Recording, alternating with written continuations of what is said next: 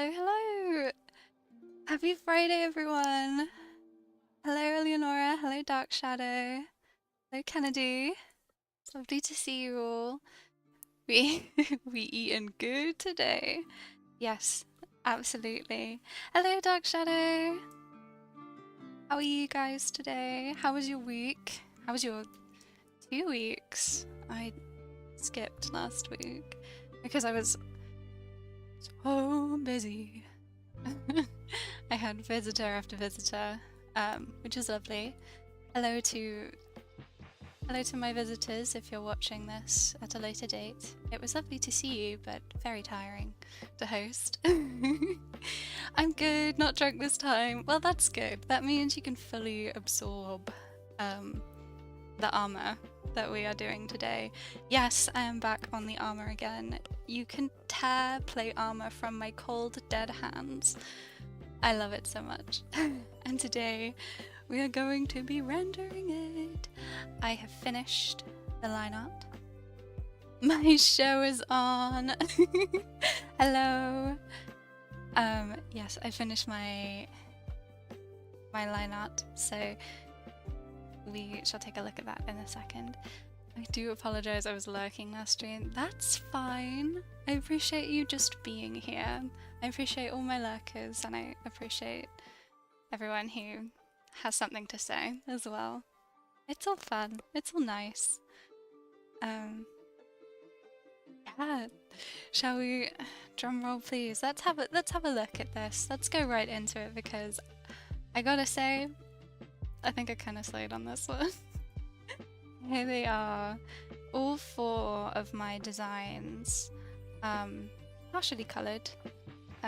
We'll do a little bit of cleaning up, but this is they. This is them. So I have my regular foot soldier and my general that I did last time I was on stream. Not last week, but the week before. And off stream, I have done the mage and the priest. Priestess. Oh my gosh. So much detail, so much fun. We'll go on a little tour, I'm sure. Yeah, I have them already mostly coloured in because I coloured in the sketches. I just need to clean it up, which is so nice and fun. Yes, so for those of you who don't know, let me clue you in. These are little designs that I have done just for fun, just because I wanted to, for armor of this religious paladin-esque order. Think the Templars from Dragon Age if you played that series, or like Crusaders, you know, that sort of thing. These are members of the Drenched Inquisition. They are the followers of the Lady of the Damp and Rain, if you couldn't tell by their raindrop-themed garb, regalia. So much rain going on here. So much drip. And yes, they are the zealots of their order, and they wear lovely shiny silver armor. Yeah. Yummy. Oh, these absolutely slay. I love the second one so much. I'd wear that. Yes, absolutely. Thank you guys so much. Personally, I'm really a big fan of the priestess. You can zoom in a little bit. I love the little bowls she has dangling off her head. They're obviously filled with water, and I imagine that they have to keep their heads bowed and walk very steadily if they want to make sure not to spill the water from their thing. So it's very mournful. Because the Lady of the Damp and Rain, she's just oh so sad. She's just so sad all the time. She just cries. And so all of her worshippers have to also be sad, or at least acting like they're sad, you know, born along with her sort of thing. So yes, I suppose we could start with anyone. Oh, I'd fall instantly and would just leave a trail of water. Yeah, absolutely. Yeah, so I know I started off with this boy over here last time, and we can mix things up. Vote vote for who you want to start off with the rendering, if you'd like. If you have a preference, who you want to see fully coloured in first. Bearing in mind that these two are the ones who are most in armour. This guy has some shiny bits going on, and she's only got this collar. But they'll all be very lovely. Just if you have a preference, I don't really mind. I think I'll go from left to right if you guys don't have any preference at all, but just thought it would be fun. I just thought it would be fun. You guys choose. You guys choose for once. I always have to choose. I don't like choosing. Going to...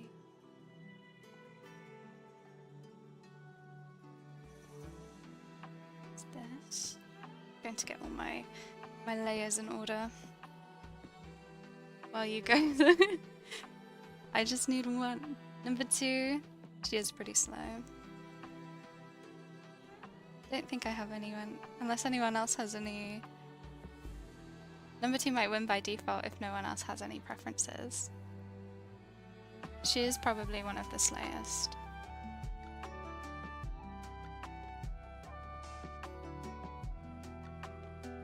She's got a little holy water.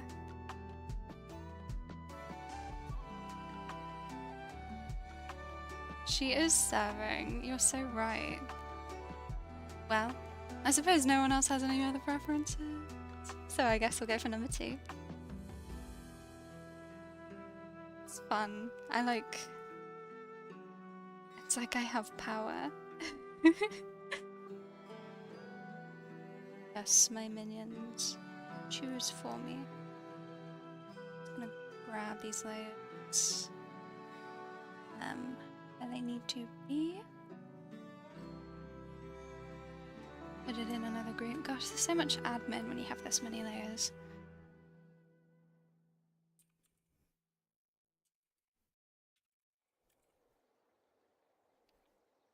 Yes, okay. Have her. I'm just gonna clean her up. Have session 0 of Bloodlines campaign soon. Hyped. Oh, that's so exciting. That is so exciting, Dark Shadow. What are you playing? I feel like we've discussed this before, but I don't remember. I don't remember what you're playing. Apologise. We start in a prison. Oh my gosh, just like us. Just like us. You know, the best friends are made in a prison. That's what they always say. What's happening? Gosh. A rogue boy with a dragon that looks like a cat. Yes, I thought it might have been. I wasn't sure if he was for something else or not. Oh, that's so cute. That's so cute. Went to prison.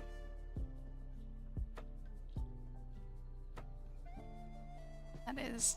Oh, I'm so excited for you. Is it going to be a long campaign, do you know? Or is it like a little one?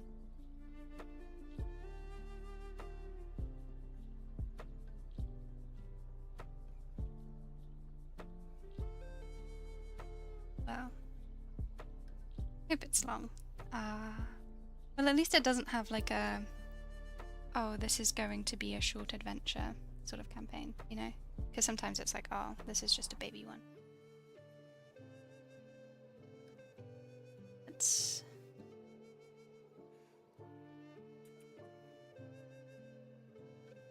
take away all her other stuff so we can really see what's going on over here.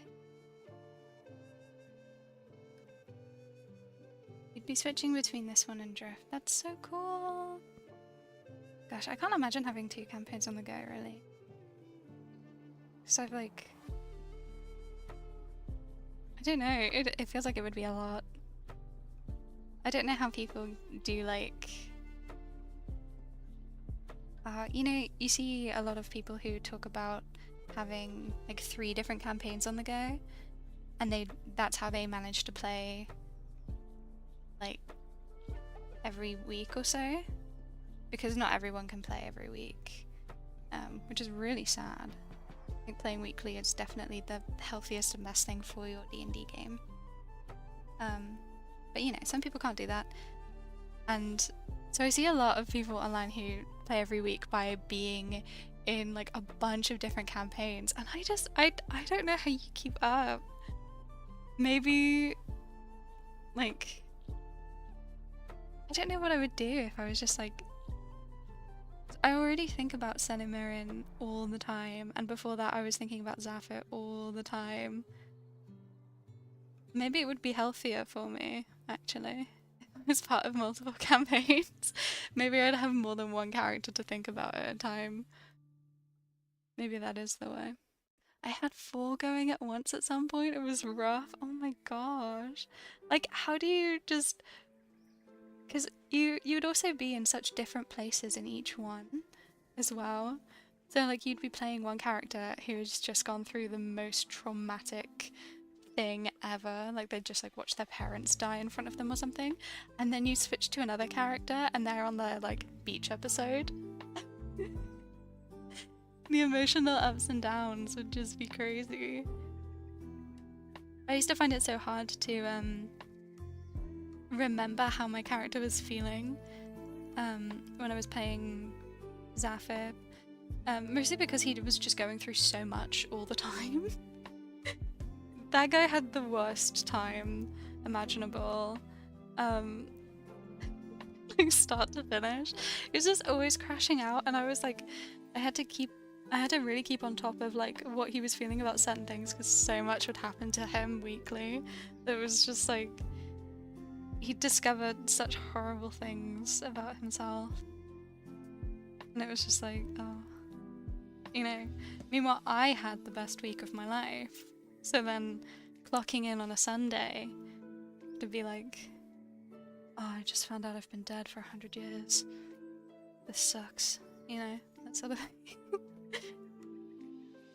I played my boy's great-great-great-grandma like 8 times great in a campaign, but that's been put on hold. Oh, that's so cute. I love a historical campaign. I love a historical like one-shot. We've done a lot of one-shots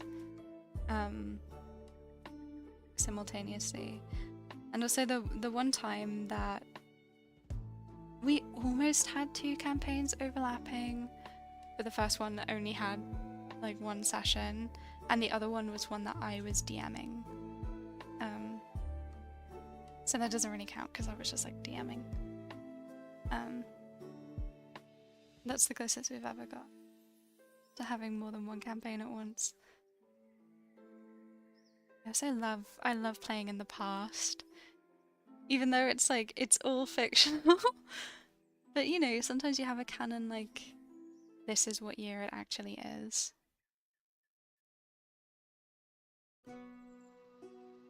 In one of these historical sessions that we played, my first ever D&D characters, like great grandma or whatever, like ×8 grandma, she actually basically just nuked a country, or she nuked a war camp. There was a war going on, and she was part of it, and it was a combat one-shot, and ended up taking this nuke to the war camp and blew up like 10,000 troops, which also included the warring empress's husband and children, and it really changed the course of history, that one. The Empress is not very happy, and the thing about it as well is that my character, she had succeeded doing what she wanted to do, and like I rolled well enough in that moment that I would have actually survived setting off the nuke, but I just thought, fuck it, I'm gonna sink all of my spell slots into it, and ended up like making it absolutely massive. So it was like so much worse than it ever needed to be. Which, you know, is so fun. I love changing the course of history. Miss Empress Boots was not happy, and she did ultimately survive, because she wasn't at the war camp. She was on the battlefield. So, you know. What can you do? You know, like, why would you bring your children to a war camp anyway? Is my question. You know, why not just leave them at home? But, oh well. Good for her, she ate. Yeah, she did eat. She went down in history. Family bonding. Yeah, how are your kids supposed to learn about war if you don't bring them with you to the war camp?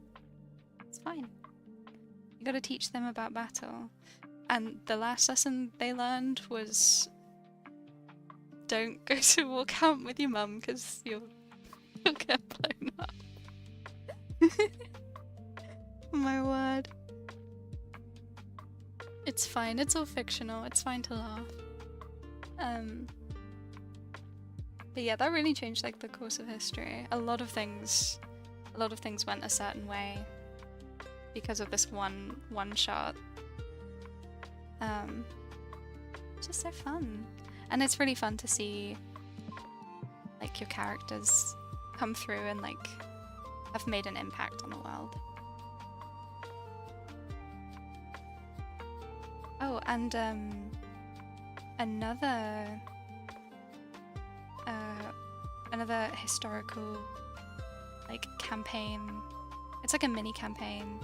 It's like a political intrigue civil war campaign, and that's the one I'm playing my Blade Singer wizard Clarabelle for. Clarabelle is so pretty. Do no harm but take no shit sort of person. Love her. Damn, and I thought my PC's grandma leading a cult for an eldritch god was bad. It's Hiya, Carla. Lovely to see you. I would love to hear more about your PC's grandma leading a cult for an eldritch god though. Please share. My grandma in the campaign, she's running away from her husband because she's a part of this cult. She found out she was pregnant with his child and wants to sacrifice the child to a god. Oh my gosh, what are all these grandmas doing? Oh my gosh. I didn't realize that grandmas were such a I don't know, such menaces to society. Also love your PNG tuber, it's so gorgeous. Thank you so much. This character is Auntie Lalarola, my well, channel namesake. This she's a night hag, and I mean, yeah. What else can I say? She's a creepy little night hag, and she loves to eat the broken hearts of young lovers. That's her favourite food. Grandma's gone wild. She wants the baby to be safe. He wants the baby gone. Okay. She's running away. Oh, she's running away because he's part of this cult. Well, okay. I guess your grandma's fine, Dark Shadow. I didn't realise that grandmas were so, I don't know, so big in the TTRPG community. I feel like everyone talks about the dead parents. No one talks about the grandmas. So it's fun to see some grandma rep. It's so fun. It's obvious the kid survives because it leads to my boy in the current timeline. Oh, it's one of those prequels. Like the oh my gosh, the Ariel, the Little Mermaid sequel. No, the third one, when it was a prequel, and then in it was like there was like a moment where it was like, oh, Ariel's gonna die. Oh no, what's gonna happen? There's like a fake out death, but you know that Ariel survives because she's the Little Mermaid. This is before the first film. I think that's silly. I love stuff like that. It is. she's so slay. She's so fierce. I love this. I love this design that I have made. It's really nice when you can look at a piece of your own art and you're like, damn, really popped off with this one. And if any of you artists out there are a little bit self-critical, we always find ourselves in our little perfectionist slumps sometimes. Take a moment to stop and think, damn, I really popped off on this one. Every once in a while. What I love about it is her bloodline. Every son born has heterochromia and it stays throughout every generation, but only the sons. Oh, that's so cute! Little bloodline gift.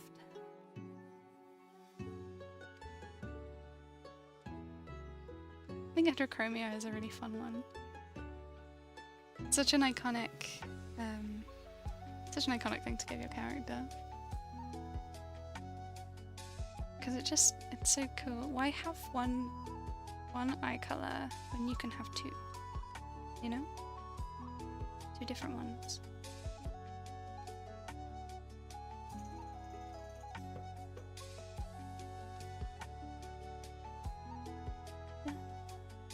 But it's not obvious to me anyway. It's like 2 shades of blue, one light blue and one dark blue.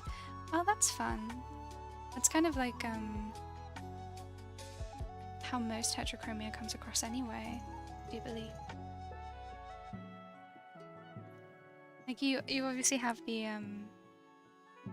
like the brown and blue, but I think most commonly it's like green and blue or something like that, so it's not immediately obvious a lot of the time.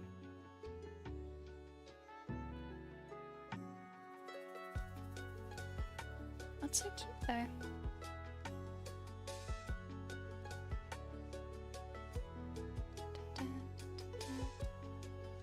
I like the idea of heterochromia, but I didn't want to be like, oh my god, my character has pink and blue. Hey, there's nothing wrong with that. It's... I mean, some people are like, oh, that's so... when you're 12 and you're making your first OC. But there's nothing wrong with that. I think it's nice. It's fun to be a little bit indulgent, and God knows I have done so much. Like, I've done so much of that with my characters. My characters always end up with black scleras, even if I don't mean them to. And white hair. I really tried to avoid it with Zaf, but his hair just turned white during the story. I couldn't help it. Nothing wrong with it, but I like the subtleness of it. Yeah, I mean, it feels more natural. Because if it's like, super duper bright, then I suppose the implication would be like, oh, is there a reason, like, it would feel less like it was genetically given, I suppose, like, less like it was just born like it, and more like it's a magical thing. So, I get it. Sometimes those ones you make when you're 12 stick with you. Oh, absolutely. Absolutely. You know, I wasn't actually very good at making characters when I was 12. Like, when I was younger, I don't really have that many OCs that actually... that I think of and I'm like, oh yeah, that was my iconic OC. Like, I had a couple, of course, but all I have to think of is like, man, if 12-year-old me could see the sort of characters I was making today, she would lose her mind. She'd become obsessed with them. And good thing too, because I am obsessed with my characters.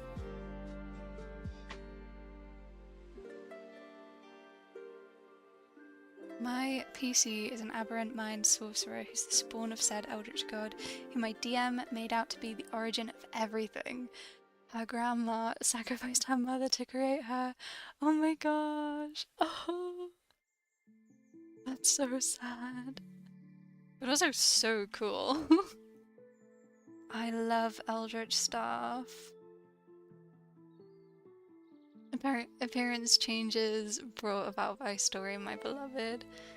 Gosh, my voice is cracking. Wow. Needed to clear my throat then.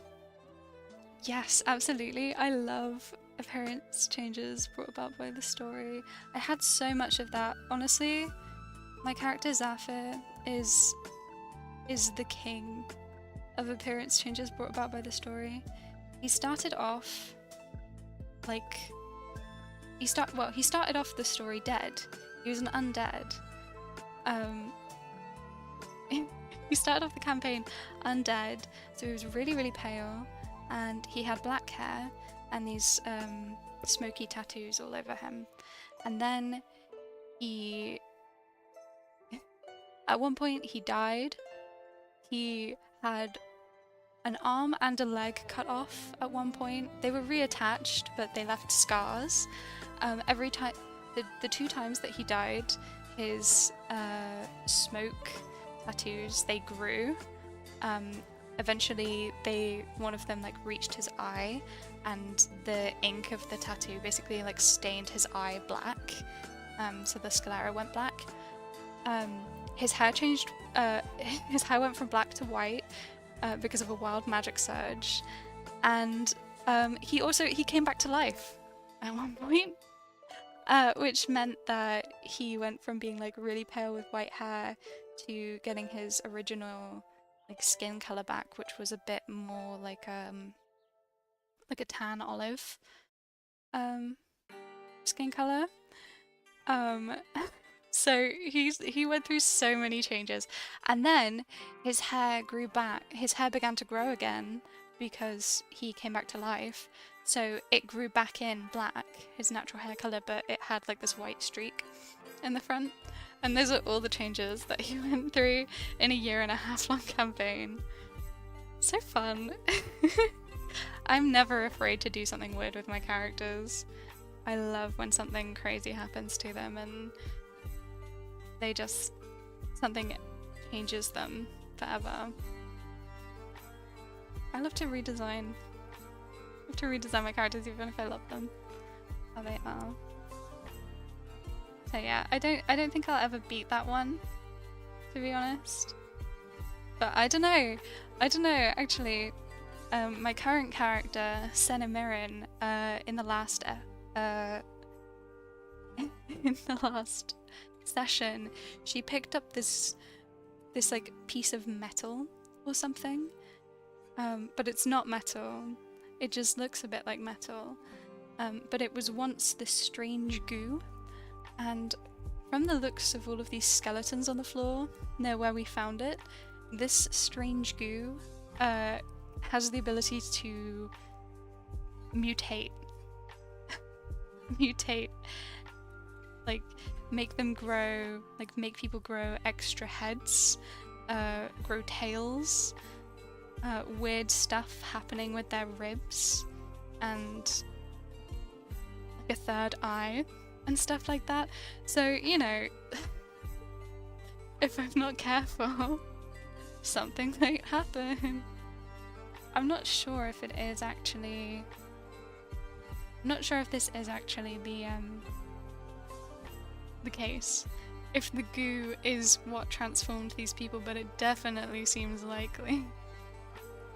So, you know, let's just be careful with it.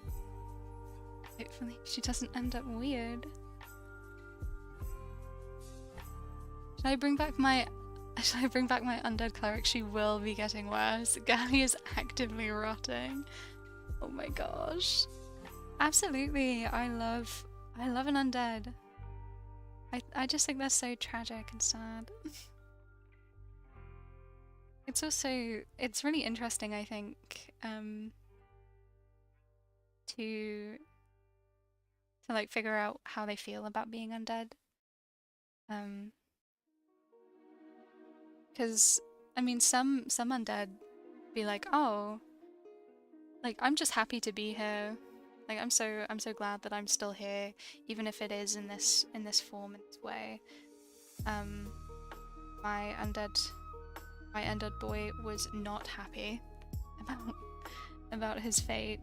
He thought himself as much less than everyone he was with.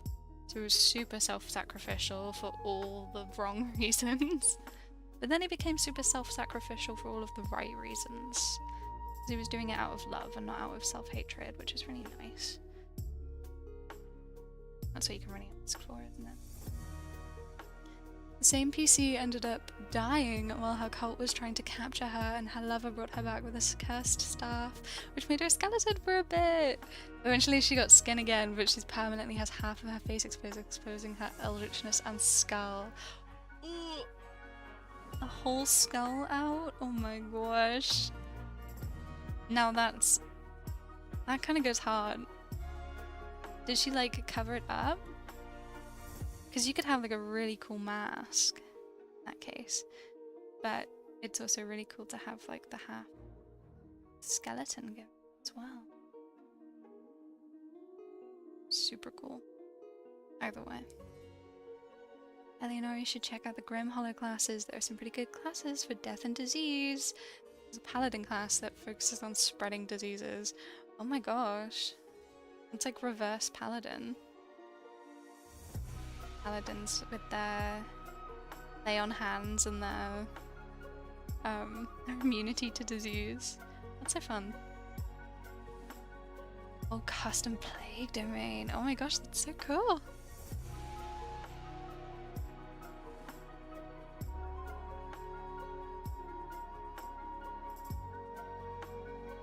Getting well into the death and disease and the creepy mutations.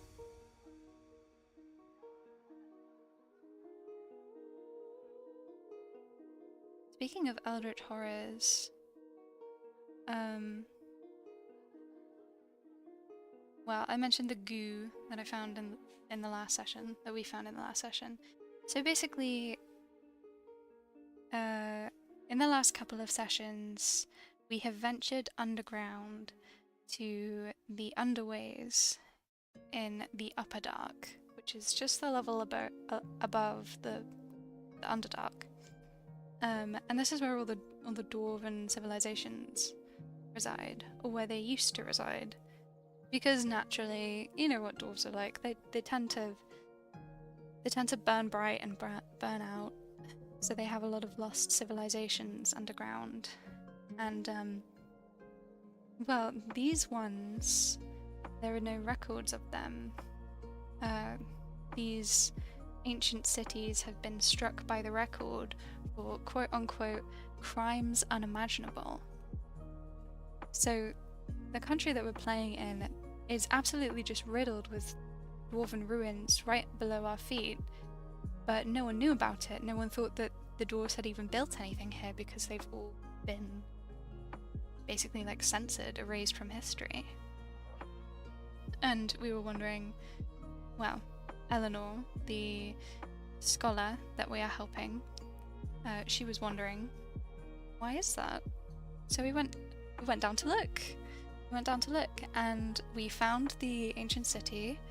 Not before Cinnamon touched a bunch of shit and like damaged herself a lot, and got a beating from one of the other characters telling her to stop touching shit she doesn't understand, which is really funny. We found this old dwarven city in ruins in this big cavern, and you know, the only settlements, the only dwellings that were left in this city were clinging to the walls of this massive cavern, and they were the only ones that were left because the rest of the city had all crumbled away into this huge abyss, this pit that just descended beyond where our dark vision and our lights and everything can see. It's just this giant black pit in the ground. And we were investigating what had happened here, because something definitely happened for the entire floor of this underground city to have fallen into itself, just fallen away into the earth and leave nothing but emptiness behind. And we discovered that just before all of this had happened, well, what we can assume all of this happened,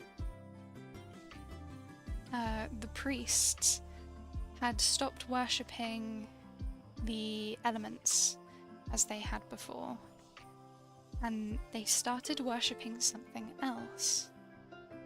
They were just worshipping fire, and it seemed like there was a new voice. They were trying to make the stone speak back to them, but the stone doesn't speak, it only listens. As is the way of the dwarves. They worship the stone, they worship the Ember Hearth, which is like their god of fire, that sort of thing. And all of these priests just went mad. And we found them barricaded into their church with this strange goo, and all of their skeletons had been mutated. And then, as we were leaving, because we were like, hey, this is creepy as hell. We found what we've come for. Let's go. On the way out, one of the party members noticed that the crumbling of the walkway and the weathering of the stone, it wasn't natural. This wasn't just over time.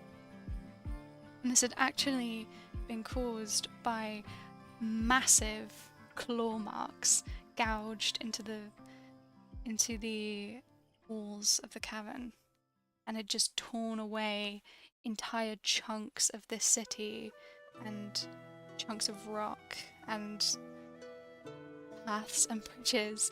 And so it looks, from our perspective, as though something massive had just burst through this city, this underground city. Some eldritch horror, some god they've awoken, perhaps. We're not sure. Guess we'll find out. So yeah, that's not terrifying at all for a level 4 party. We'll be fine. It's fine. It's just eldritch horrors beyond comprehension, I'm sure. The journals that we found spoke a lot about, well, just mentioned, quote unquote, the awakening, which really does make me feel like these dwarves, their crimes were to awaken something below the ground, awaken some sort of god-like figure or eldritch being masquerading as a god. Because, you know, just because something calls itself a god doesn't mean it is one. Yeah. Kind of freaky, kind of fun. And now I have this weird goo. Can't wait to figure out what it does. Yeah, I did design a mask for her, but I find the half face really cool because it kind of symbolizes both her eldritch side and human side, which is a big thing in her story. That's really cool. I like that. I think symbolism is so fun when it comes to character design. That's why I love character design so much. And there's a lot of it in these guys. That's why I love clothing and armor. You can really tell who someone is by what they wear, what they choose to carry, stand.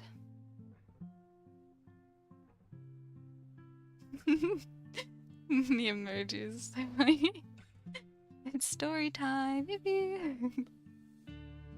Yeah, that's all I really got for the story time. We did have some fun kind of revelations a little bit about some of the characters. But you know, it's mostly been really cool, funky lore about the dwarves lately. Hopefully, I mean, we finished the session like right after we discovered these claw marks, so, you know, see if we make it out. Let's see if there's not some sort of horrible beast that's waiting. What's your ideation process for character designs? Oh, that's a fun question.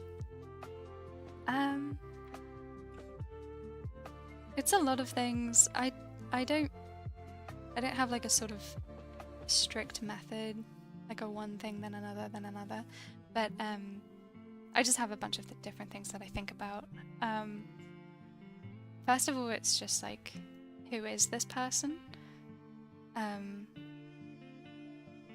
Who is this person as in, like, what do they do? What do they fight? If they fight, how do they fight?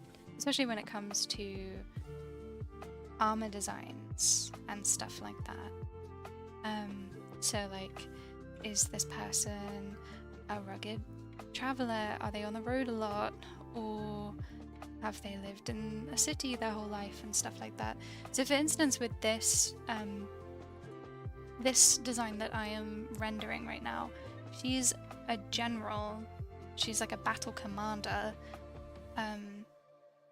and like this first design, this is like a foot soldier, so she's a higher rank than him, which means that she's wearing like a lot of armor, but it's a lot cleaner and it's a lot more intricate. And then like the other thing that I also like to think about is like, where are they from? And where that comes into play here is because it rains all the time, it's really marshy. So because she's a general, she doesn't spend a lot of time outside. She's actually just like, she's not on the battlefield. She doesn't do the day-to-day. She doesn't do all the stuff that this guy does, because this guy, he's the one making the arrests of the witches that he's hunting. He's the one who stands guard outside of magical academies and places of worship. He's the one that goes to war and tortures like villages and stuff like that. So, and she's just the one who's like telling him what to do. And because it's marshy, he's a lot more top heavy because the metal leg armor just won't do very well in marshes. So he's just got leather boots with the steel caps on, just to protect his toes a bit. But all of this is like, you can expect to be like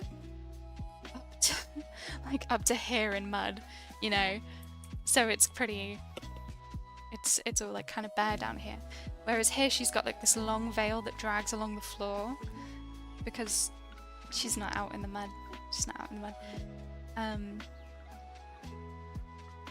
So yeah, I think about their like class, what kind of person they are, if they're a person that would decorate themselves a lot, or if they're a person that would like to keep things very low-key. If there's anything that they would like to hide and why. So let me grab some examples maybe. Any excuse to show off my characters, truly.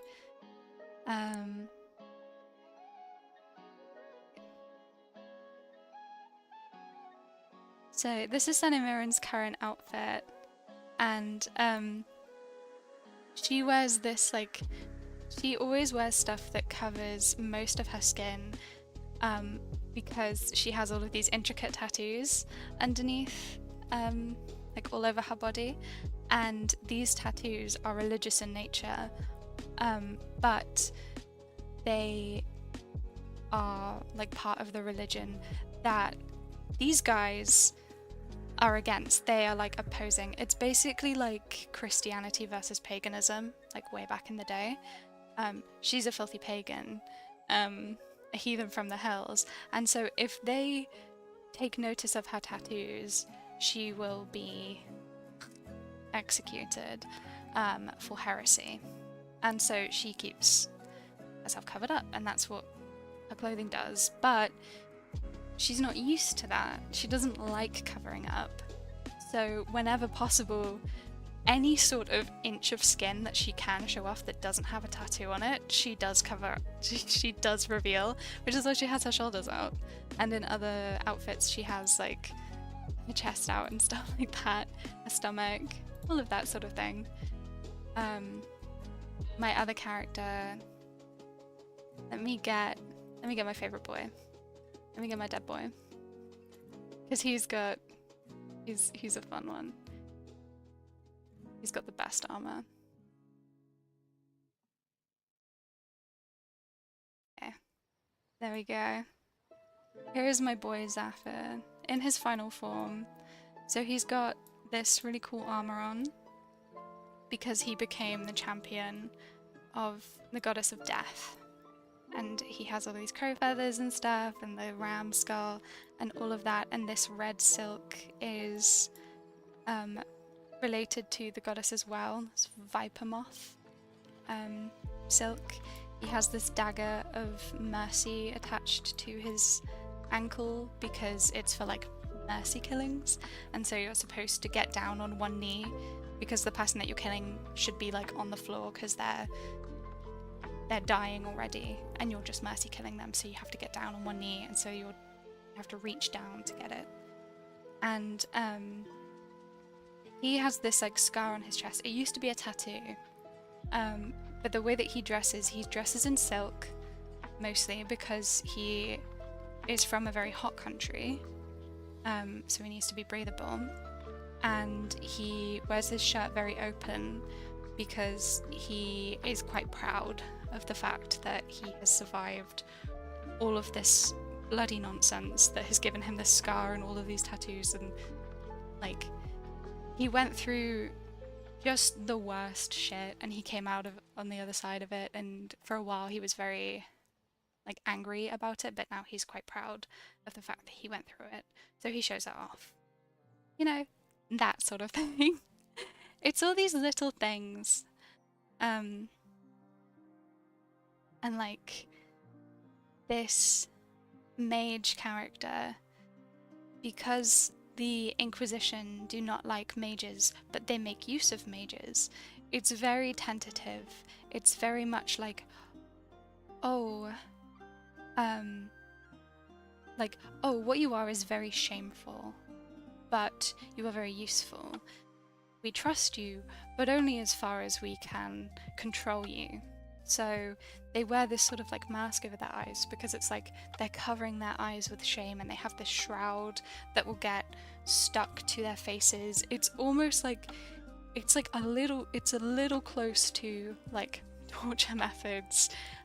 It's supposed to be quite uncomfortable, and they have this big mantle on that's a bit like a collar, and this like chain that attaches to their wrists, and is it functional? I've not decided. I've not discussed.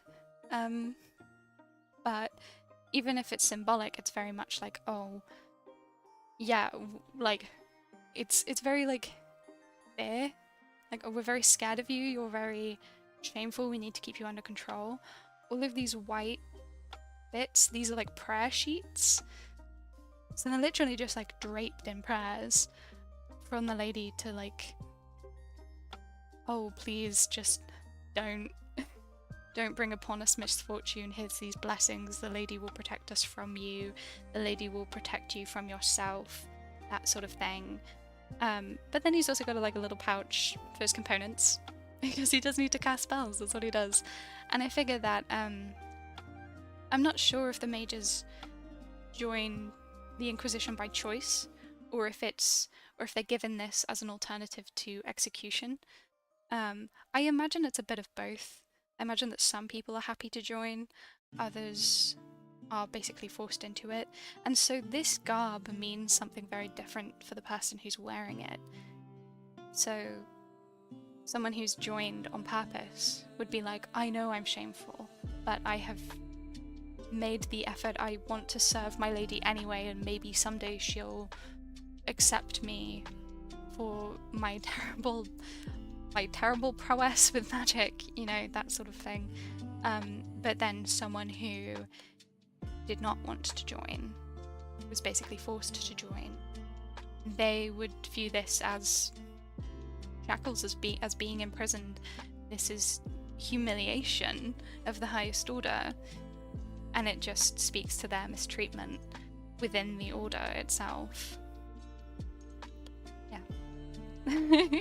There's a lot of thought that goes into every aspect of character design, and it usually just comes down to like, what do they do?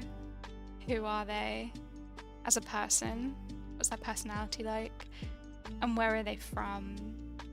The where are they from really shapes the design of the armor or the clothing or the character themselves, because that, like, religion and the culture and the environment, all of that shapes how people dress. Even down to like the colors that they wear. Like, what's stylish right now? It's not something that you have to think about. It makes for really interesting character design. It's a process that I really, really love, and that's why I go so in depth with it. But you know, at the end of the day, you can just make something cool. It's more of a thing, I guess, if you're making a character design for something like a game or like a movie, TV series, or you know, whatever. But if it's just for D&D, you can go as hard with it as you want, really, can't you? I just happen to go really hard because I love it. I love it so much. Yeah, I hope that was interesting and vaguely helpful. I kind of just rambled about how much I love character design. So I hope it made sense. I figured that just showing you a bit of my thought process with like certain characters with these designs kind of helps you think about what to think about, I guess. Really cool, Lauren, thanks for the insight. Been trying to design a VTuber persona for myself recently and have been low-key struggling. Lol. Well, I mean, yeah, me too. I mean, I have Auntie Lalarula, but I wanted to do this for such a long time. When I was in school, like university, I wanted to make like a VTuber and stuff, but I didn't really have like a good idea, I guess. Like, trying to do something for myself felt odd. It didn't feel, I don't know, I couldn't put myself into like a cute anime girl or something, you know? So, but then I was like, oh wait, I have this cool hag character that I have lying around. What if I just use her? She's just like an NPC. She's one of the 5 mothers of a different character that I actually played. But I really liked the design that she had. And like the reasons why she had that design. And I was like, hey, you know what? I'm just gonna be Auntie Lalarilla. So that's where she came from, really. So I don't know, it's like, are you trying to do something like for yourself? Have you considered making a character the same way you would a D&D character? Just a persona for you to embody? Because, you know, I got some fun lore about Auntie Lalarilla. Like, the reason why she wears a birdcage on her head is it's the home of a pair of lovebirds. She's all about, like, lovers. There's like this old fairy tale about her where she was once the most beautiful girl in her village and she was betrayed by the person that she loved, and so in her vengeance she has come around and she now rips the hearts out of young lovers and does all of this. In reality she's just a hag, but she does prey on young lovers a lot. She loves unrequited love and all of this. She very much embodies the spirit of an old oracle who's like an old matchmaker, essentially. She like gives out love potions to be like, oh yes, the girl that you love will fall in love with you if you do this, and all you have to give me is whatever I want. And you know, she eats their hearts when they inevitably, because you know, none of her bargains are actually real. There is no way of making someone fall in love with you. So when they inevitably wander through her swamps heartbroken, she's there to take that pain away. And her familiars are two lovebirds. They're like skeleton lovebirds and they're kind of like strapped together, but they're the two, they fly around looking for the victims, I guess, and they hang out in the birdcage with her. But you know, I didn't draw them. Maybe I'll draw them at some point. Their names are Thremin and Vixen, I do believe. It's fun. Me kicking my feet, smiling as I listen. Feel that so much. It's easy for me to make art of other people's characters, but my mind blanks when it comes to my own projects. I don't know, just think of something that you really like, and build off of that. So, which I know, like, that sounds like such easy nothing advice. Just do something you like. But what I mean by that is like I really love folklore. I really like Japanese yokai, and I really love European folklore. My regular friends here have heard me talk about folklore a lot, I fear. And so, you know, being a hag, having a hag character, and having that be my thing just feels so right, because I literally do hag stuff all the time. Like, I love all like Baba Yaga, and you got all these cool fairy stories like Hansel and Gretel and all of that with these scary witches. It's so fun. I love a witch, I love a hag. And so that's kind of why it felt so right for me as well. So if you have something like that, like another thing I absolutely love is 14th century Gothic medieval style armor, and you know, that's what we're doing. That's what we're doing right now. Do what you love and the rest will follow, sort of thing. There's a specific archetype of D&D character that you love, or even just a D&D character that you really are attached to. You can just play them, or play someone related to them, or play some sort of like storyteller. If you enjoy tarot or something like that, I always think that like a fortune teller persona would be really fun. If you really enjoy making art of other people's characters and be like, oh, I have come forth to bring life to your characters, or like a necromancer or something, you know. Yeah, like, love tarot. You can have like a cool like crystal ball and tarot cards and stuff, and you can be like, I don't know, or mystic, and you can pull a tarot card and You could even make a character just like based, like if you just do like a tarot spread and read the tarot and see what that tells you. That's actually what my friend did for his current character in this campaign, which I think is so cool. It's so cool that he managed to interpret the tarot cards to create a character from it. Like, you know, stuff like that. It's fun. You can get quirky with it. When I made a PNG tuber, I truly just made myself. My PNG tuber would be a slice of bread. What, Dark Shadow? Because you are a slice of bread, or because you love a slice of bread? You gotta be more specific. Oh, I didn't think of that. We'll do a banger idea. Yeah, it's. I can't take credit for it. It's my friend's idea, but I'm sure I'd be very,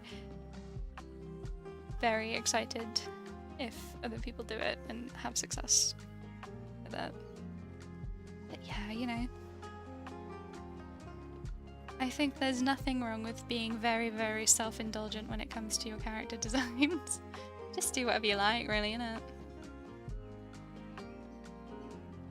Thanks for the advice. No problem. I'm be very shocked if it is actually helpful to you. So I'm glad it could give you something. I have a lot of thoughts, but I feel like a lot of the time I don't make much sense. Or I'm kind of like, what gives me the authority to talk about this sort of stuff? I am all-knowing. Because I am a piece of bread. Ooh, my nickname to my art friend group is Bread. Oh, yay! I love that. I really like, Wait, your PNG tuber could literally just be like a PNG photo of like a loaf of bread with like one of the slices of bread has like fallen down, and then another, and then like the same photo of bread with like the bread stood up. So then when you talk and the PNG tuber opens its mouth, the bread just like flaps up and down. That's a really silly idea, but actually like a really cute idea I think would be if you made like a loaf of bread dragon, like a baguette dragon, and you could be like, you know, maybe he has like melted cheese in his mouth or something, and the melted cheese makes his teeth, and you've got like the bumps of the bread makes the spines. My persona was a cipher of bread with eyes, a mouth, and noodle arms and legs.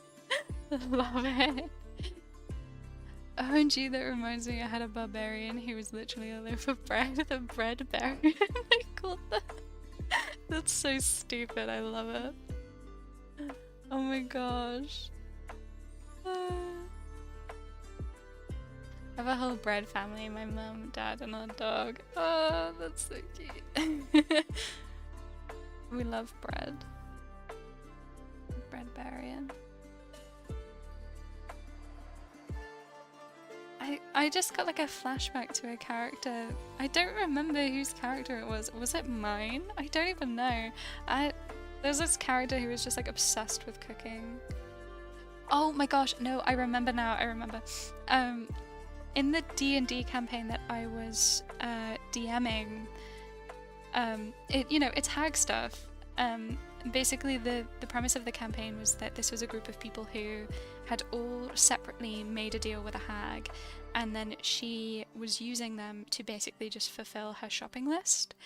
And so that's how they all met. They were basically just forced to work together. And all of them had made a bargain, but they were also cursed. Because she really wanted to make sure that they would actually follow up with what they had promised.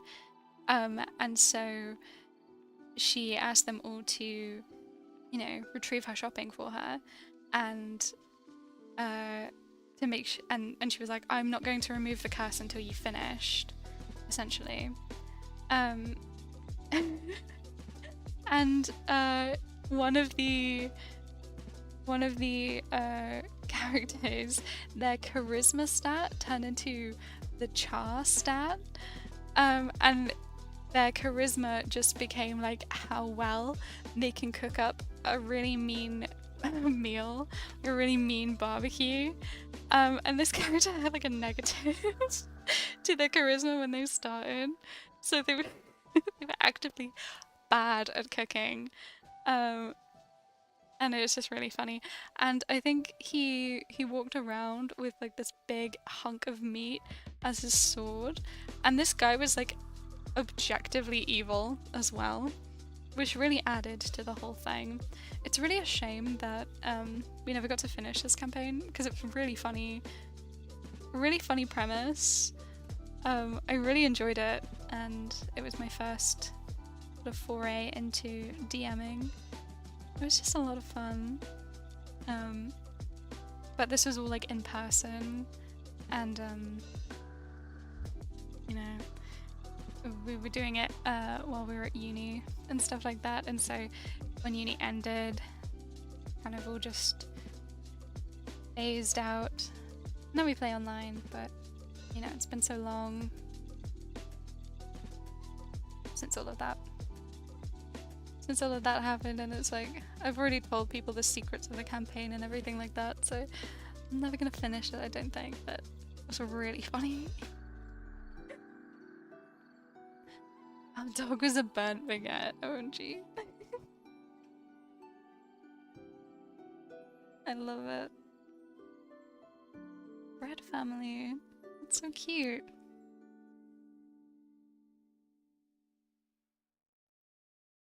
Gosh, this is like, I've done so much on like the wrong layer.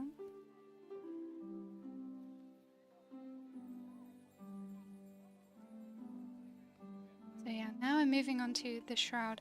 I've got the armor like mostly shaded in.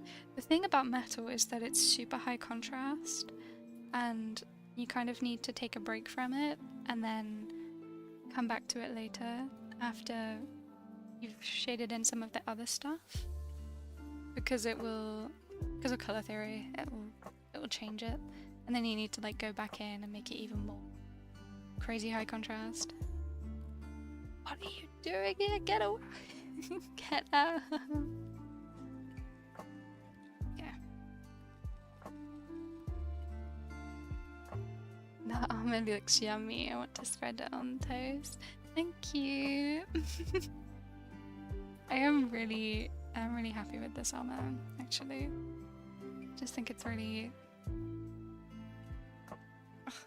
It came out exactly what I was hoping it would look like. You know what I mean? It's really nice when that happens. I wanted something that was really pretty and really, really slow, but also quite intimidating. Because they're supposed to be, like, they're scary for us because we're dirty, filthy heathens. And they will just, you know, take us away and execute us. But to regular people, regular worshippers of the Lady of the Damp and Rain, like, this is, like, to see one of these guys coming is like, oh, thank God. Finally. I'm so glad you're here. I feel so safe, you know? So, they gotta look somewhat scary, but also you can imagine that people would feel comforted by their presence. Except for maybe the mage, but that's fine because everyone's disconcerted by mages anyway. That's like the whole point.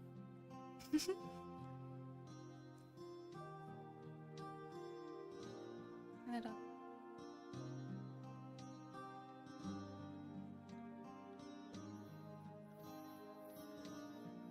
It's like the most intense like wet t-shirt contest.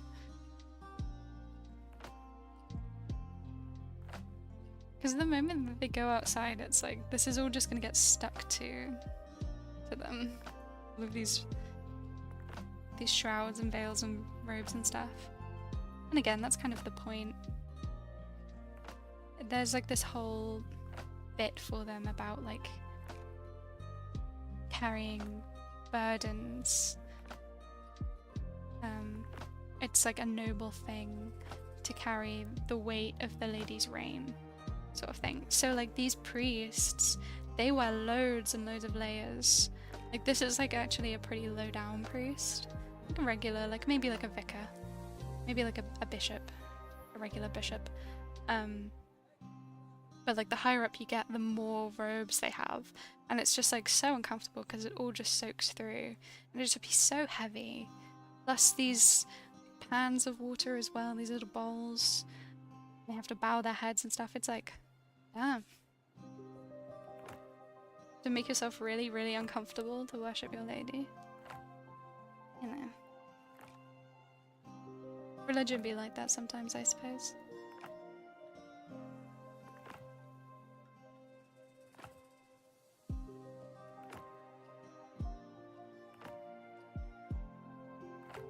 And just the hint of brick.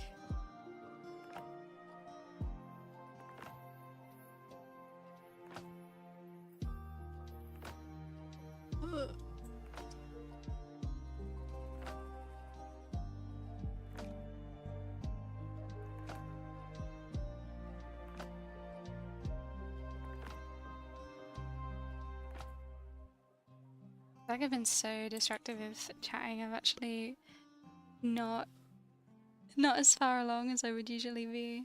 I tend to render quite quickly, but I've just been yapping.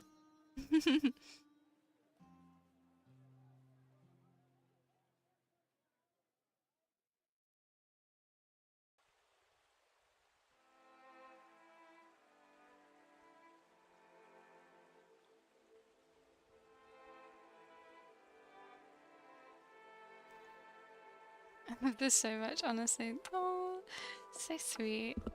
I'm glad you like it, Dark Shadow. I'm not looking forward to this scale shirt. There's a reason why I've left it for last. And it's because these, like the scale mail, I planned for it all to be in the shape of like teardrops. But then, like I'm not sure how I'm going to do that in an efficient way. I'm not the most efficient when it comes to like my art. I do things very, I don't know, like inconveniently for myself. It really comes through when I'm like animating. Because I just animate in Photoshop and I do it in such a whack way. I make things so much harder for myself than they need to be, but you know. It's just the way I learnt to do it. So like I don't use any of the button shortcuts on my tablet. I don't use any shortcuts at all really. Other than like Control C, Control V. You know, all of the control ones. But like, for instance, when I change brush type, I go over here and I click it, rather than like clicking the button on my pen. Why do I do that? I don't know. It's fine.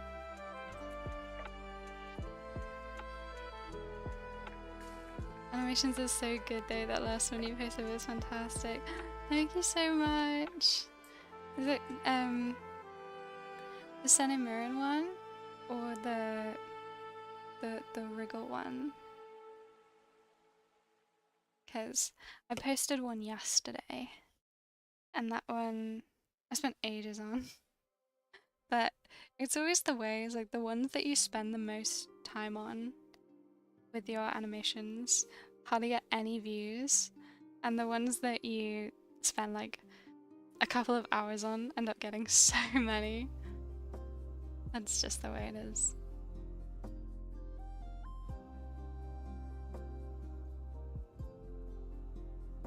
I'm not mad about it though. I don't know. The gratification is nice. It's nice to get views. It's nice for people to see your work, but you know, it's not the be all and end all.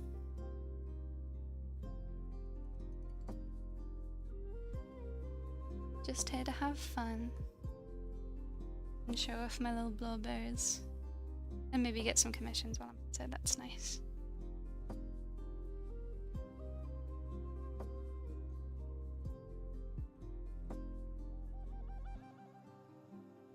I'm gonna do some... I'm feeling like so lazy about this scale mail. I might leave the scale mail for now. I might just give it like a basic shading and move on to someone else. So I think it'd be nice to work on someone else. Worked on Miss Thing for a while. And we're like 40 minutes left. But let's so I have all of the beads on a different layer because they're all like crystal and glass, and I just thought it would be way easier to just like do the dots. They're going to have shading at some point, but for now let's make it all white like it was before in the sketch.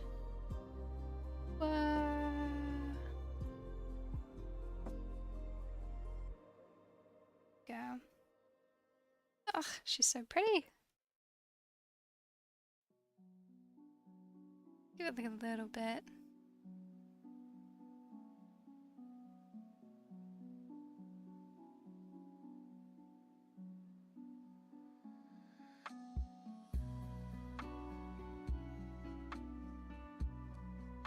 It was right. What do you mean? What do you mean, Dark Shadow?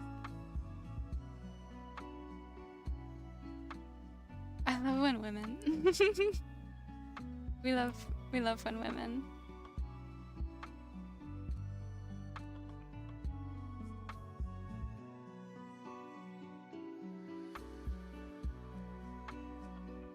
Your latest animation? Which one? I don't, because the one that I posted yesterday about Senna Mirren on my TikTok. Because yes, I'm very proud of her. But I also have a really cool one of like the whole party walking, which I did like kind of recently. It was the last thing it's the last animation I uploaded here. So I'm not sure which one you're talking about is the thing. Yes, that one. The one that I posted here. Yes. I was really proud of that one. I did that one in like a couple of days. Like maybe like 2 days. It was kind of... I had to do a lot of weird stuff on Photoshop for that one. On Tink Tonk.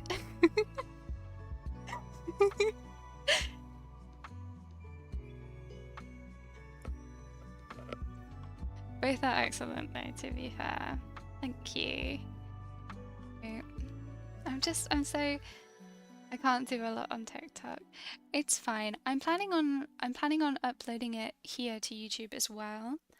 But it's about 40 seconds. No, it's about 50 seconds long. The most recent one I posted to my TikTok, which is why I'm kind of like, so like I'm gonna post it here, but it's like a landscape animation, so I want to maybe post it as like an actual video rather than a short. So I might, so if that's the case, I'm going to add like a little like end card or like title card, and I just haven't gotten around to doing that because I'm just a bit lazy. So can't do a lot on TikTok. I made an account just to only follow you, but it won't allow me. Why? Oh, do you have to follow like multiple people? Oh, that's Pippi. Okay, who should we do? Who should we do next? Should we do one of the boys? We can do the mage, or we can do the priestess. Or we can do the foot soldier.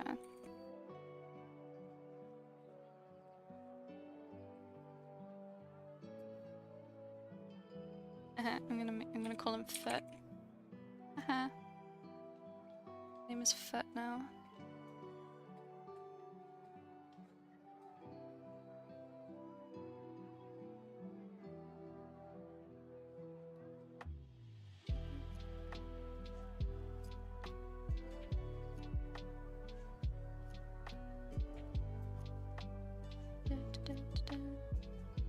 Sorry, it's moving shit around. It's very important to keep on top of your layers, okay guys? That's something I learned in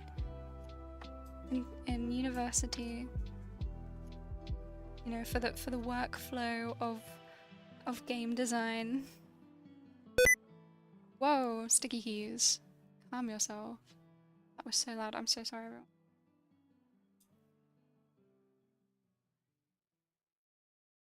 Sharpen my... This always happens to me. Computer always makes horrible noises while I'm trying to stream. Such a tech noob. No, it won't let me follow or like anything. Oh, that's odd. It follows and then I refresh it and it unfollows, so it kind of gave up. Oh, that's so weird. I didn't know why it would do that. Am I shadow banned? I don't know why it would be shadow banned. That's really silly. I've never done anything wrong. I don't know why it would do that. That's so strange, because I don't remember if I did. Gosh, it feels like so long ago that I made my TikTok. I don't know if you have to follow multiple people.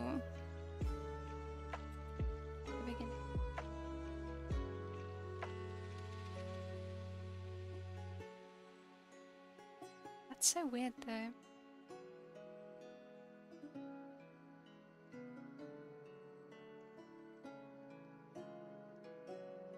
Imagine if I was shadow banned for making art. It'd be really funny. I've never done anything to get myself shadow banned. It's fine.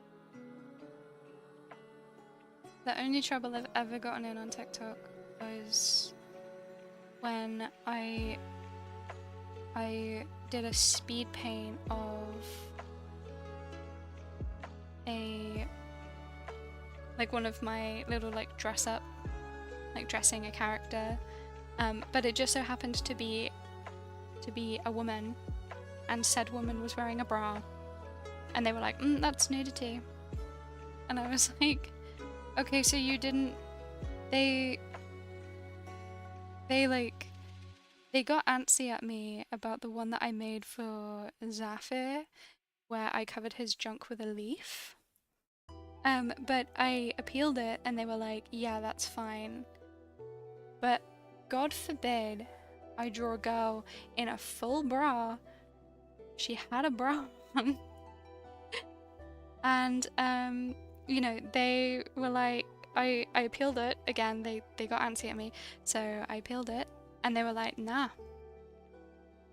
So what? My dude can have his junk covered by just a leaf?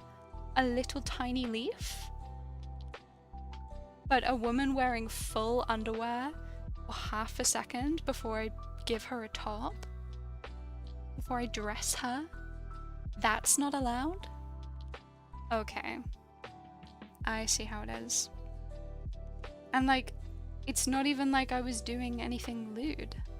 It's not even like I was posing her provocatively. She was just standing there waiting to be dressed by me. I was in the process of putting clothes on her.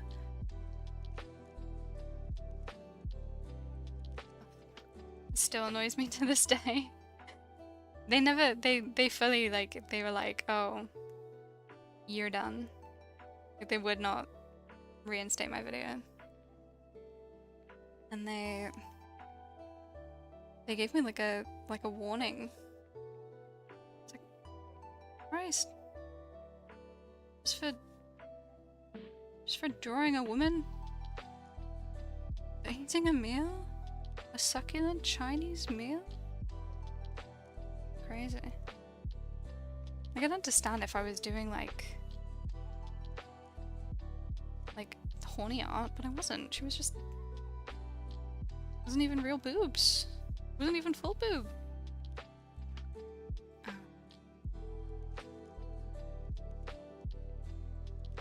That policy is so dumb. I agree. It seems really inconsistent as well, because it wasn't even like because it's like artistic nudity, right? But it wasn't even nudity because she was dressed. She was in her underwear. There were no nips, no nothing. She was fine. But then I've also seen like people posting. There was like this paprika poster trend based on this art piece that this one amazingly talented artist did, but that had full nipple in it, and people were posting that with no problem. And I'm like, the hell?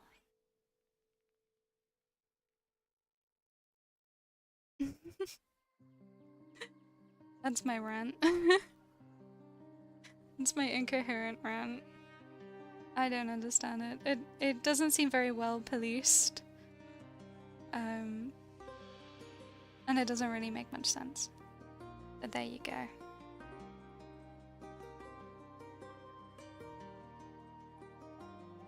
Kinda just decided to clean up this priestess one, but I'm not sure.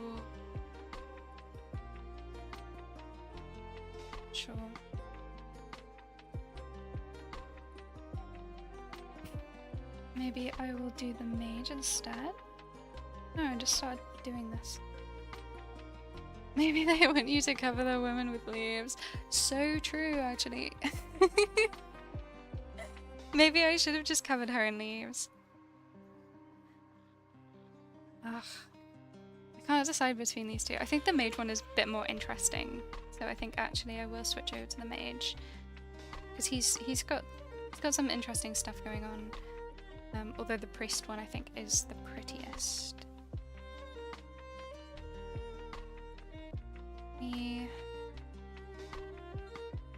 Gosh, I've done everything on like horrible layers.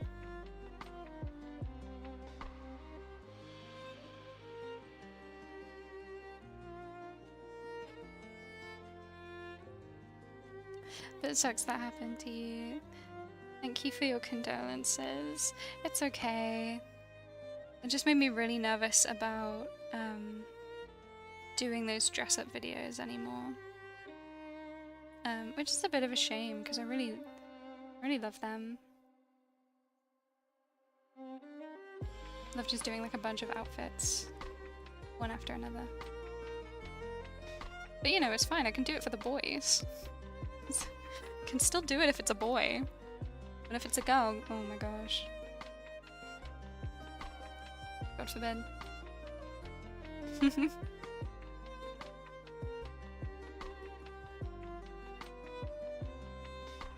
You know, now I can do... I'm still doing dress up. This is dress up. That'll be fun to do a speed paint of this, I think.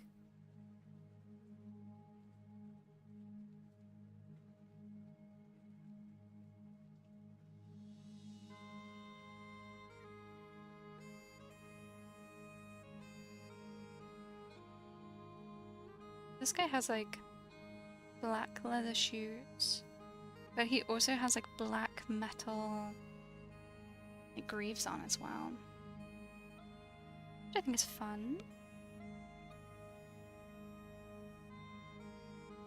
I don't really know why I chose to do that. But I think it is a notable feature that none of the other designs have any black in them. They have very, very dark blue, but they don't tend to wear black. And you know, that's just because mages are terrible, evil creatures that cannot be trusted, I suppose. And they wear gloves because everything they touch is filthy and disgusting, you know, that sort of thing.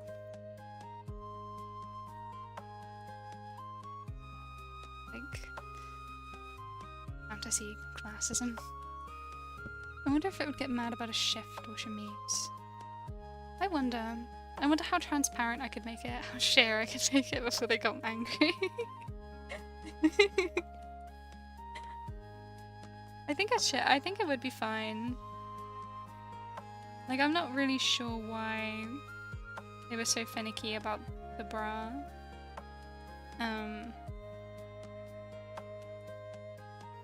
But the thing with like a dress or whatever is, or like a chemise, is, I mean, yeah, very cool that they, like, very historically accurate to wear it under clothing. Unfortunately, it doesn't leave you much room for layering clothing on top of it, sadly. Which is why I tend to I tend to just go for like, I hate to put my boy characters in like modern boxer shorts. It just gives me the ick, because it's like, why are you wearing that? Which is why I give them like a leaf or a sensor bar or something, because they wouldn't. But I don't want to put them in like actual traditional like long trousers, or they're like flowy little undies, or their shifts or whatever. Not shifts, but like tunics. I don't remember the name for it. Because you need the move. You need to be able to get in there. You know.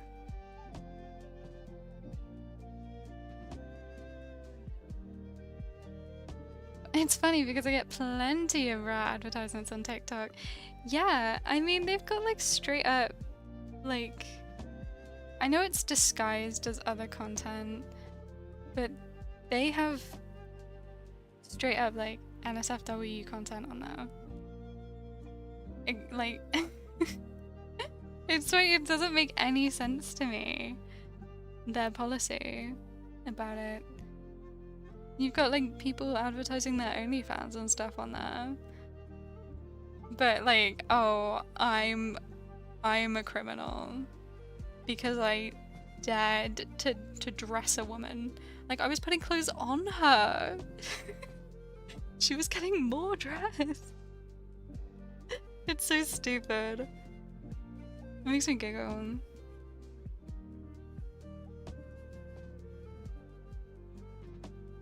You know, at least I didn't get into that much trouble. I would be really mad if I got like in actual trouble. I just have to be careful about dressing women on main anymore. Maybe they'll forgive me if I take the clothes off her this time.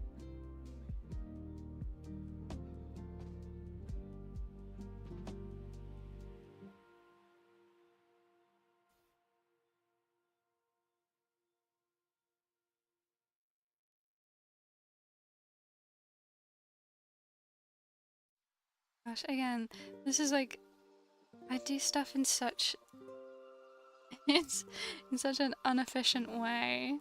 Inefficient way. Like, why am I just actually colouring in when I could, like, a lot of speedier artists will use the lasso tool, or, you know, the magic wand tool. Not me.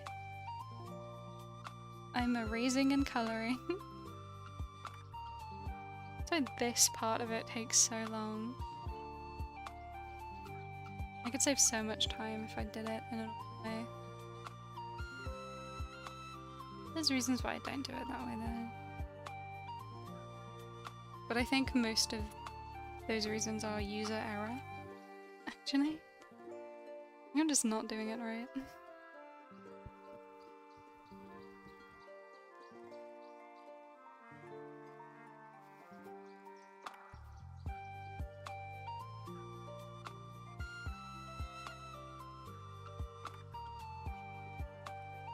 Let's get his little... I don't think the belt should be on this layer, but everything else is fine. The belt should be on its own layer.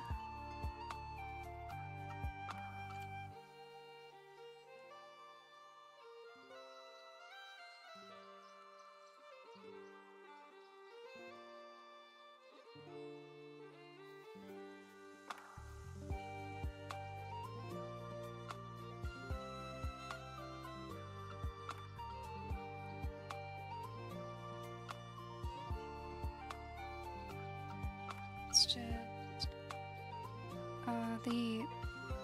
Ugh.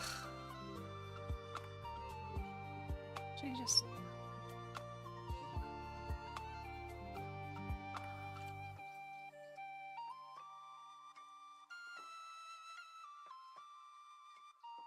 Belt and the gloves go on their own layer. And the prayer sheets and the hook can go on the same layer.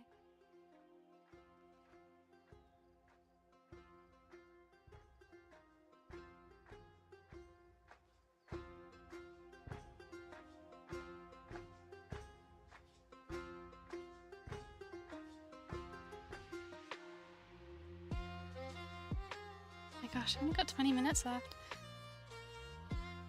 Maybe I can whack in some nice sick shading.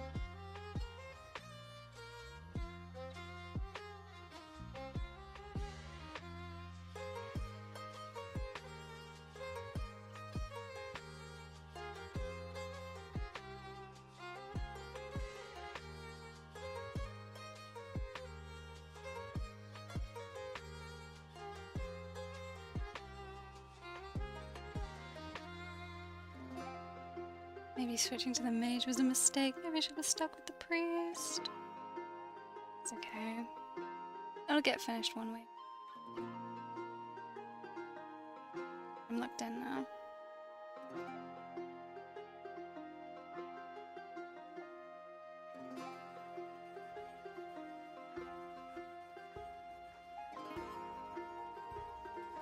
Wait, maybe I will switch back to the priestess. I don't know. I just want to do something. I don't want to just be doing the base color. We're switching back, guys. We're switching back. I should have just stuck with her. I'm sorry I ever doubted you, ma'am.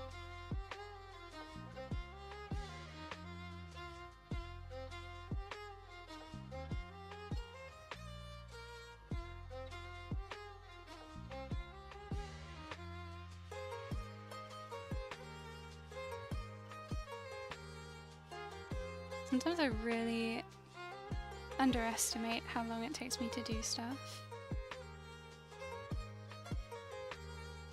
Like every single time I decide to sketch live on stream, I'm always shocked by how long it takes me to get to a point where it actually looks okay. So people popping in like the first hour or so of my stream just seem like the most jank shit ever, and then you only like, it's only if you stick around to like the last 20 minutes that it looks like close to okay. Which is so funny every time. But I think we can actually make a lot of progress very quickly on this woman, because she's...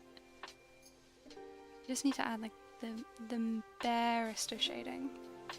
She's all in white.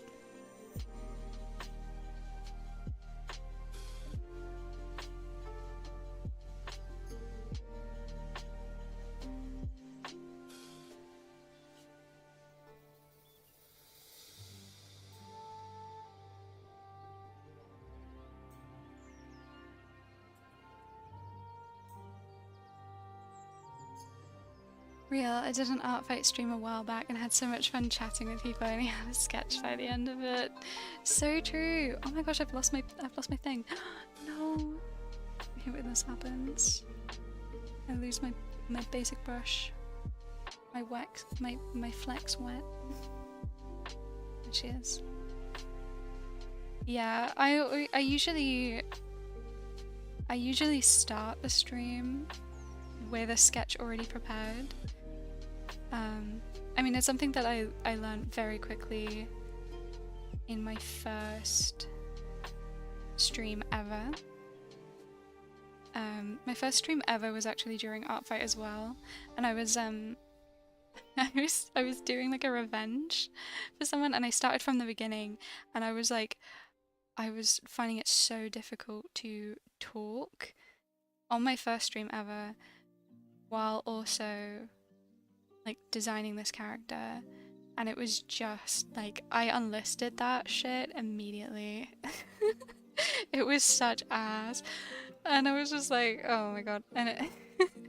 And so now I tend to start off the stream with my sketch at the very least already prepared. Usually I already have the line art as well, so then it's all just colouring, because I tend to find that that's the most relaxing bit. It's the bit that I think about the least, so I can do the most talking while I do it. It's also my favourite bit, and I feel like it's the most exciting bit. Like, you can see the most progress with it, I feel. Although going from literally nothing to having a mostly finished sketch or like lined work is also a lot of progress. I don't know. I feel like just to the average viewer, a rendered piece just tends to come across better. And you know, I'm fine with that. I'm fine with that because I love rendering. So relaxing. My issue with drawing is I zone out and I forget to talk. Yeah. I'm not sure. I'm definitely a lot I can definitely do both a lot better than I thought I would be able to. Like when I started. It's a bit of a habit to try and like just say whatever you're thinking as you're thinking it. Which is very good if you have like ADHD or something. So your brain's like always going. I'm not sure if I have anything like that. I'm not gonna pretend that I do. But man, I do be thinking. I got thoughts. Just that some of them are not very intelligible. I'm very good at rambling. But am I actually saying anything? I'm not sure.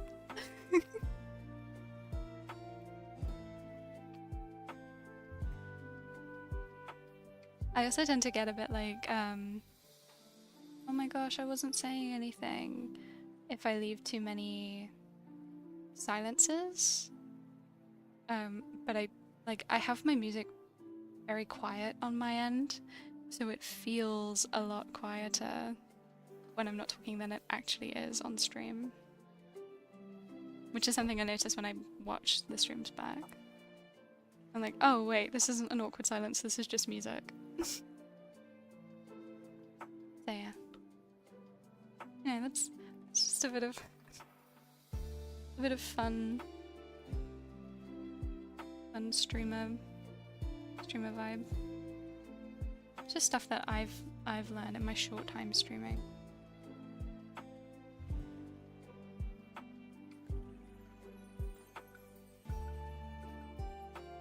I think it's actually really good for me though. I'm quite an anxious person when it comes to social interaction. I tend to go home after a day out talking with my friends or after a D&D session, I'm like, oh my gosh, I was just the worst. I just put my foot in my mouth all the time. I can't believe this joke didn't land, or oh, I misspoke at this point, or like, I'm not sure if anything I'm saying makes sense.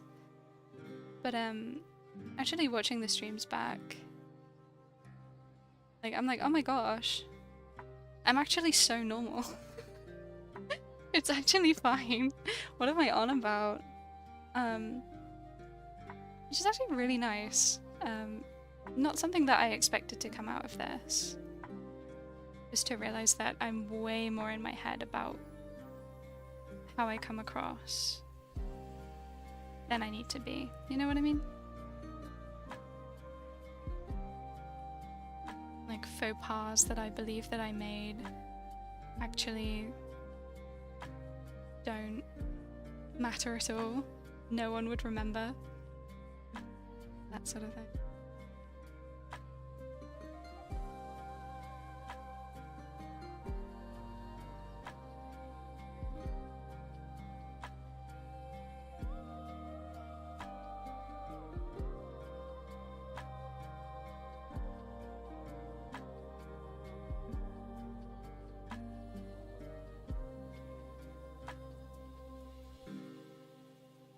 Ta-da! Now we have fabric. She's lovely. I'm not sure what color I'm gonna do this sort of embroidery, this sort of like detailing. I guess it would be embroidery. Where's my metal? Where's my metal? Oh.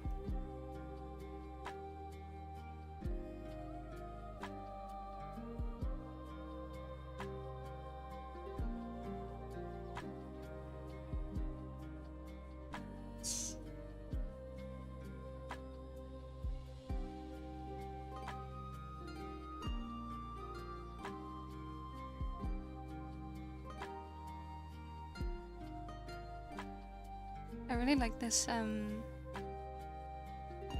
this metal color for the priest. So I know I gave one to the mage, and that's supposed to be like a humiliating thing. But this one just reminds me more of just like a vicar. Or like a town mayor. Don't know. I've not actually looked at very many references for priestly garb, but I feel like they do have these sort of like circle, like out of fabric, like red fabric sometimes, or gold. I just feel like that's a thing. That's what I went for anyway, with the metal. But the benefit of the reason why they've done it in metal rather than fabric is so when the rain hits, you get the music of all of the different raindrops, like rain on a tin roof, but it's your shoulders.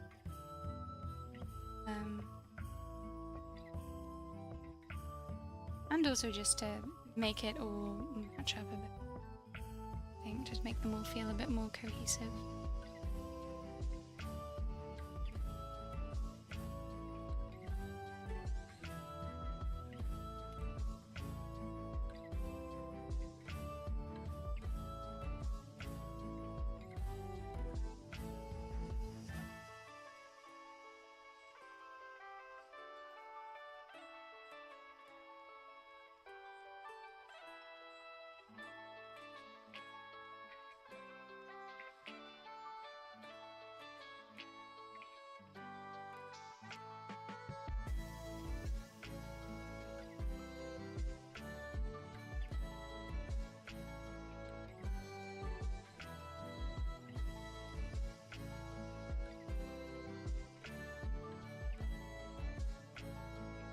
It's always a bit weird doing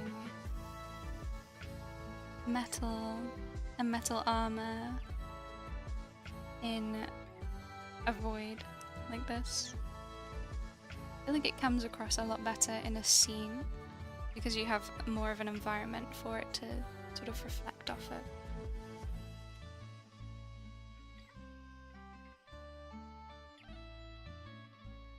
It's especially hard when your person is dressed in all white. Just all white reflecting off of each other.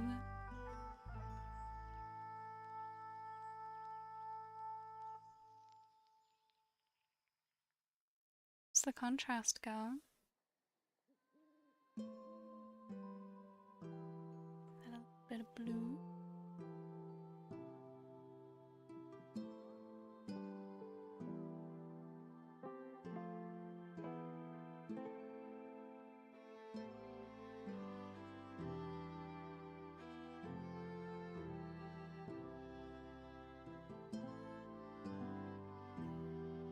And then this bit I think is really fun. I think there's probably like water inside of it. Like maybe holy water. Just in this little, I don't know, like a glass case. A little glass jar. Right over the heart. Because we love Our Lady so much. We must carry her with us always. In our hearts. And in our boots. In the form of trench foot. Because it's... I cannot stress enough how much it rains in this country. Constant. And I'm not talking about the UK. Fictional country where it just rains all the bloody time. It's really cool though. I think it's a really fun challenge.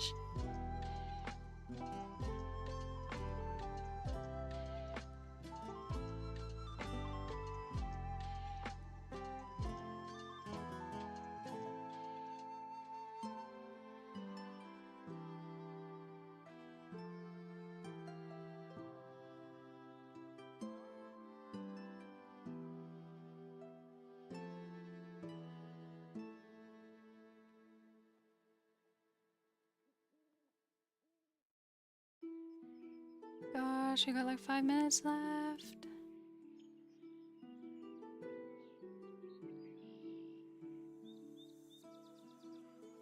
What's left? And then I'm logging off. But you know, I think.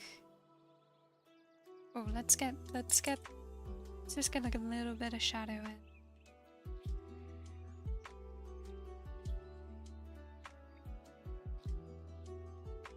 A bit of shadow in under here.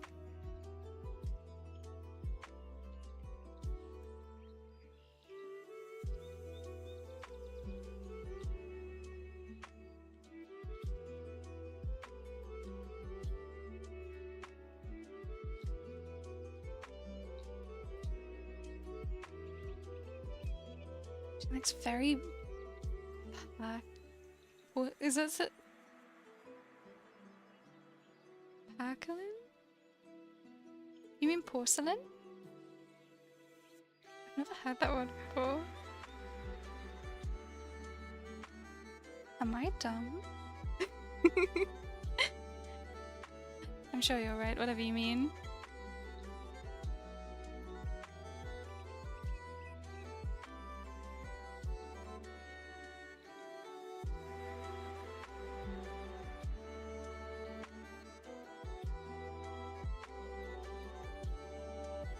Oh, she's so shiny.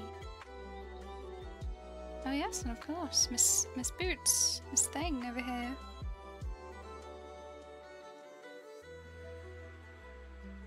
Do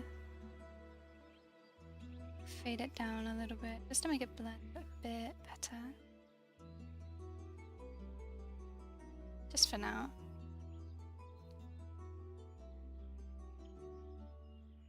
So like, did I make a heap of progress today? It doesn't look like it, but I actually kind of did. It doesn't look like it, but I think the armor came out pretty nice. Over here. Obviously, ignore the fact that the scale mail isn't done. We're almost there, okay? She's gonna look really good when she's done.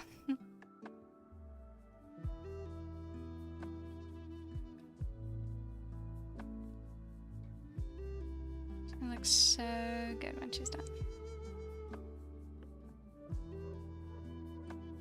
She has like little pearls on her trousers.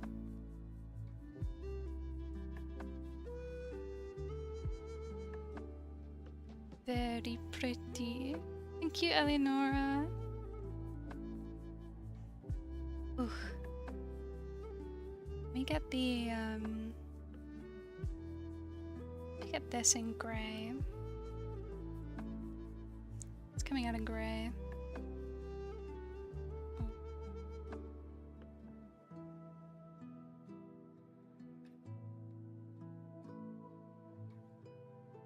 It's like so shiny. You see what I mean? You see what I'm going for? You get it. You get the vibe. Even though they're not done. They still got a lot of work to do, but this is they for now. I'm not sure what I'm planning on doing next week.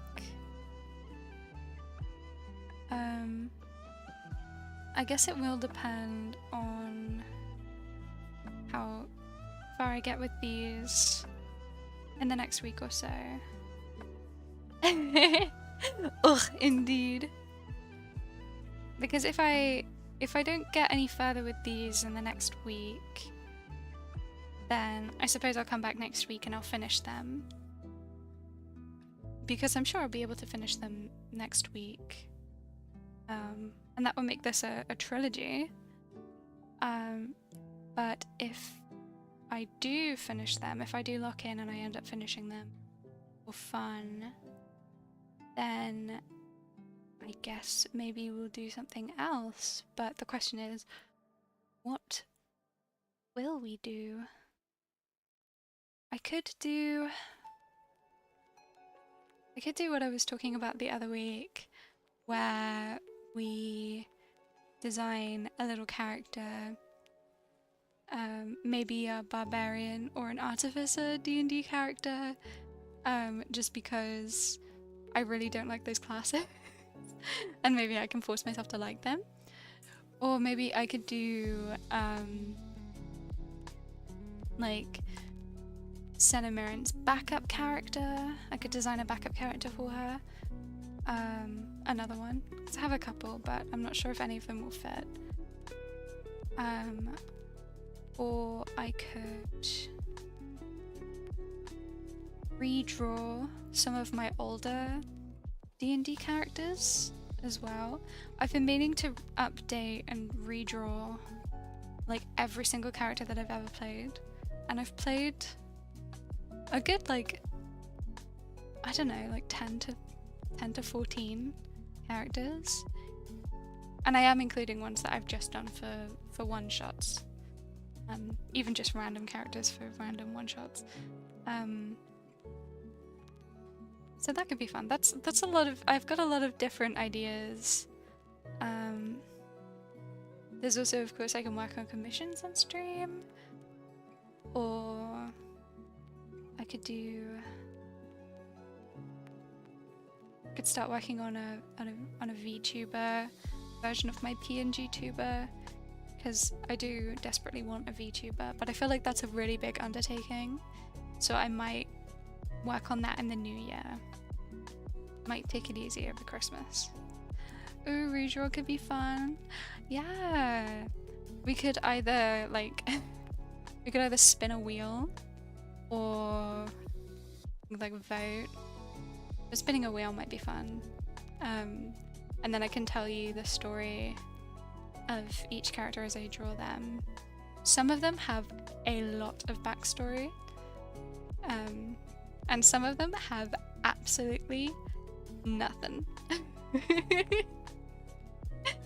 So it's really like luck of the draw. It's really like, oh, some of them are really silly,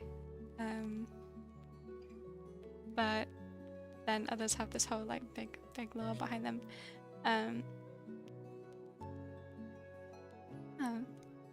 I don't know.